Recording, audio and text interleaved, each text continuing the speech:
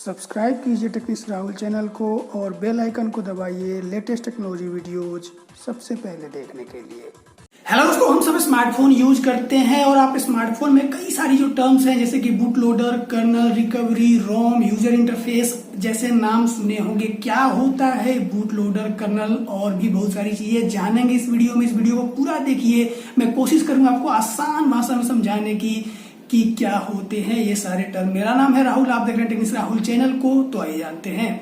सबसे पहले हम बात करते हैं सबसे शुरू वाली चीज बूट लोडर की। जो बूट लोडर होता है वो एक कोड होता है, एक सिस्टम होता है। जैसे ही अपने स्मार्टफोन को ऑफ करने के बाद ऑन करते हैं तो जो सबसे पहला कोड चलता है, जो सबसे पहला प्रोसेस चलता है, उसको बोला जाता है बूट लोडर। जब भी बूट लोडर स्टार्ट होता है तो आप देखते हैं आपके कंपनी का नाम आता है, उसके नीचे थोड़ी बहुत इन्फॉर्मेशन जैसे आपको मिल जाती है, कौन सा स्मार्टफोन है, कौन से मैन्युफैक्चरर का है, कौन से ऑपरेटिंग सिस्टम पर चल रहा है, जैसे कि iOS पर या फिर एंड्रॉयड के ऑपरेटिंग सिस्टम पर।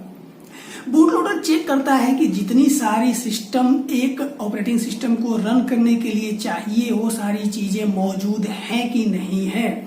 जैसे कि कोई भी ऑपरेटिंग सिस्टम जो है वो कई सारी चीजों के साथ कई सारी चीजों को मिला करके बनता है। वो सारी चीजें में से कोई भी अगर एक फाइल मिस कर जाती है तो आपका ऑपरेटिंग सिस्टम सही तरीके से काम नहीं करेगा। इसीलिए जो बूट लोडर होता है वो सारी चीजें चेक करता है। जब सारी चीजें चेक कर लेता है, आपका जो प्रोसेस कंप्लीट हो जाता है, उसके बाद आपका स्मार्टफोन ऑन होता है। अब बूट लोडर दोस्तों आता है दो तरीके का, एक होता है लॉक्ड और दूसरा होता है अनलॉक्ड। जो अनलॉक्ड वर्जन होता है उसमें आप आसानी से कोई भी चीज चेंज कर सकते हैं अपने ऑपरेटिंग सिस्टम के अंदर, और जो लॉक होता है उसको अनलॉक करने के बाद ही कोई चीजें चेंज कर सकते हैं।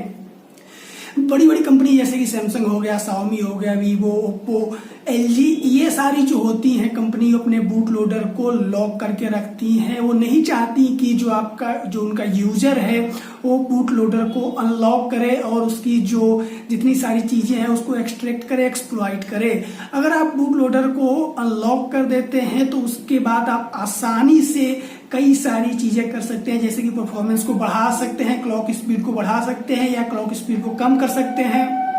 अगर आप क्लॉक स्पीड को बढ़ाते हैं तो जो आपकी बैटरी कंजम्पशन है काफी ज्यादा बढ़ जाती है, इसलिए आपकी बैटरी लाइफ कम हो जाती है। और अगर क्लॉक स्पीड को कम कर देते हैं तो जो आपकी बैटरी लाइफ है वो बढ़ जाती है।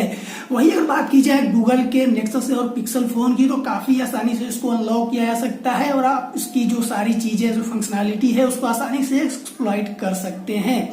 कई सारे स्मार्टफोन होते हैं उसमें काफी ही मुश्किल होता है बूट लोडर को अनलॉक करना, और कई सारे में काफी ही इजी होता है। एक क्लिक के थ्रू आप बूट लोडर को अनलॉक कर सकते हैं। बिना बूट लोडर को अनलॉक किए आप उसमें दूसरा operating system, custom operating system नहीं डाल सकते हैं। इसीलिए सबसे पहला जो काम होता है, अगर आप अपने फोन को रूट करना चाहते हैं तो सबसे पहला काम होता है बूट लोडर को अनलॉक करना। कई बार आप देखते हैं कि बूट लोडर अच्छी तरह से अनलॉक नहीं होता है, या फिर आपका जो रूटिंग करने के टाइम में कोई स्टेप मिस कर जाता है तो जो आपका स्मार्टफोन है वो एक लूप में चला जाता है और बार बार ऑन और ऑफ होता है और पूरी तरीके से ऑन नहीं होता है, उस बूट लोडर के लूप में चला जाता है। क्योंकि बूट लोडर जब भी चेक करता है तो उसमें कोई फाइल मिसिंग मिलती है उसको, इसीलिए वो स्मार्टफोन के ऑपरेटिंग सिस्टम को ऑन नहीं कर पाता है। इसीलिए बूट लोडर काफी ही जरूरी कंपोनेंट है किसी भी स्मार्टफोन के लिए, और कंप्यूटर में भी ये चीजें मौजूद होती हैं। उसमें दोस्तों दूसरा टर्म है कर्नल। ये आप काफी ज्यादा सुनते हो दोस्तों। कर्नल क्या होता है कि एक ब्रिज की तरह काम करता है आपके स्मार्टफोन के सॉफ्टवेयर और हार्डवेयर के बीच।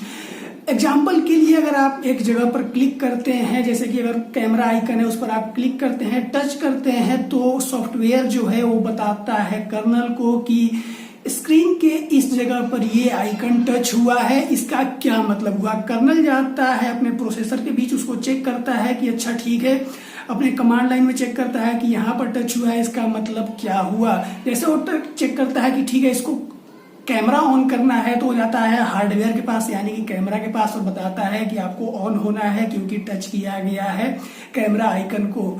जैसे ही वो पहुंचता है हार्डवेयर के पास, बताता है कि कैमरा को ऑन करना है, कैमरा ऑन हो जाता है। तो एक तरीके से ब्रिज की तरह काम करता है सॉफ्टवेयर और हार्डवेयर के बीच।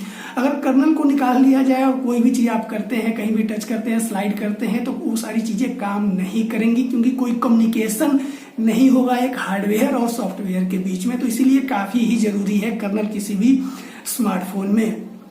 उसके बाद दोस्तों आपने सुना होगा रिकवरी के बारे में। रिकवरी दोस्तों होती है दो तरीके की, एक होती है कस्टम रिकवरी और दूसरी होती है स्टॉक रिकवरी।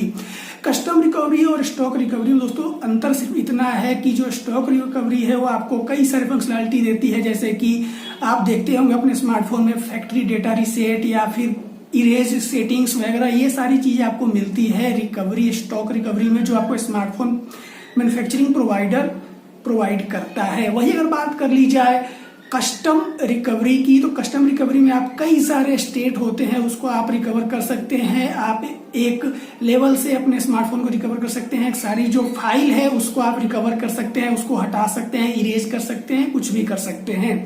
तो दो तरीके के आपको मिल जाती है रिकवरी।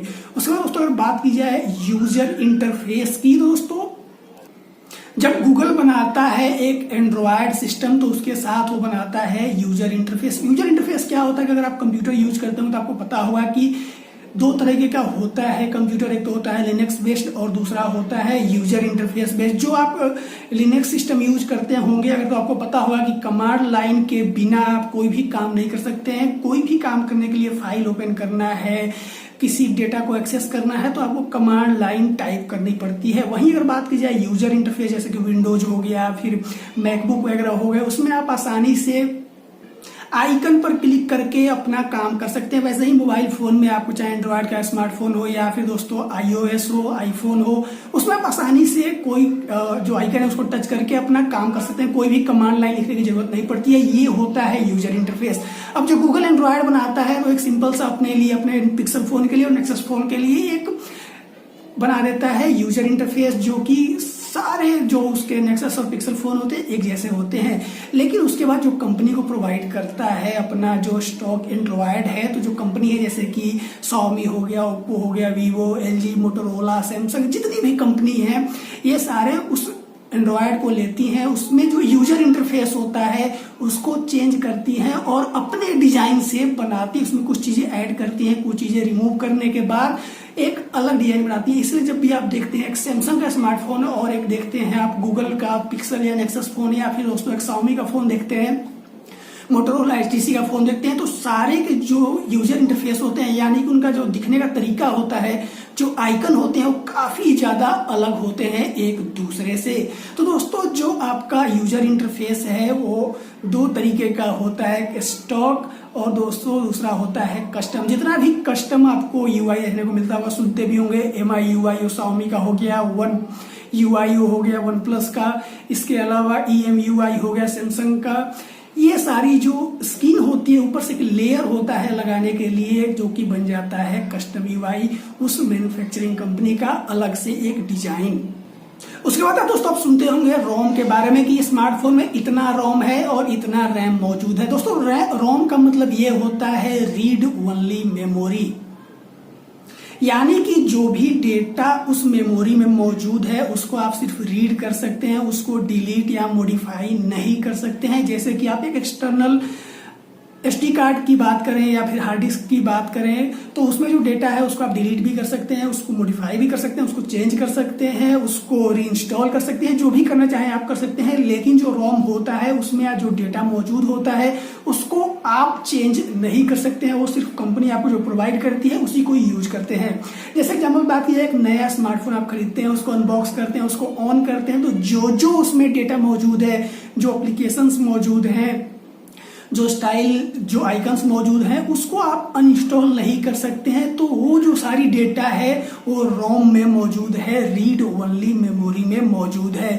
कई बार लोग कंफ्यूज हो जाते हैं कि रोम और जो सेकेंडरी मेमोरी है यानी कि जो स्टोरेज है वो दोनों एक होता है, लेकिन ये कंपनी का टैक्टिस है कि दोनों चीजों को मिलाकर के वो बताते हैं, जिसकी वजह से जो आपका मेमोरी है, टोटल मेमोरी, वो काफी ज्यादा लगता है। लेकिन जो रोम होता है उसको आप यूज या यूटिलाइज नहीं कर सकते हैं, सिर्फ जो सेकेंडरी मेमोरी होता है उसको ही आप यूज कर सकते हैं। तो दोस्तों यही है इन सारे टर्म्स के बारे में। मैंने कोशिश किया आपको सिंपल भाषा में समझाने की। उम्मीद करता हूँ आपको ये वीडियो पसंद आया होगा। अगर वीडियो पसंद आया तो इसको लाइक कीजिए, ज्यादा लोगों को शेयर कीजिए और चैनल को सब्सक्राइब करके बेल आइकन जरूर दबाइएगा।